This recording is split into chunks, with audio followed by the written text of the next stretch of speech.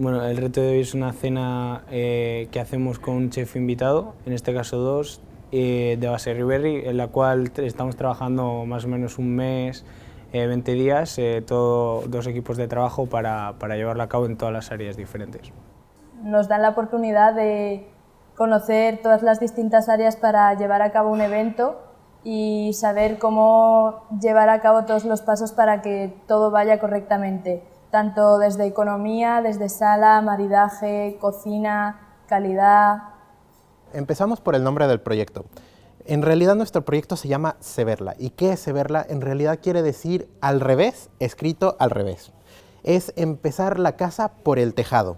Uno recibe al cliente con un muchas gracias por haber cenado con nosotros, la cuenta y el cliente se confunde un poco. Entonces, a lo largo de la cena vamos a crear más y más y más confusión. Consiste en comenzar comiendo algo que parece un postre, que en realidad no lo es. Después, un prepostre, un plato principal, voltear la carne y el pescado y terminar con un plato principal. Pero en realidad todo está basado en trampantojos y nada es lo que parece en realidad. Entonces, a todo hemos buscado la forma de darle la vuelta para conseguir el disfrute del cliente por medio de una experiencia. Yo estoy en uno de los 12 roles en el que todos estamos liderados y somos líderes en alguno, y yo en este caso soy líder de cocina y estoy liderado en otros roles.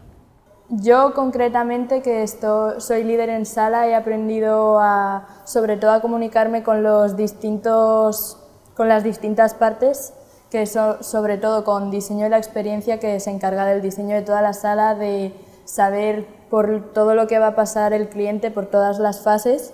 Luego con cocina, para el tema de los platos, cómo va a ir emplatado, si esta parte va a ir a la derecha o a la izquierda, cómo va a ir toda la cena, el orden, los timings, todo. Si en algún momento nos sentíamos perdidos, siempre teníamos con quién recurrir, porque de esa manera uno no se siente solo a lo largo del camino, a uno lo van apoyando paso a paso.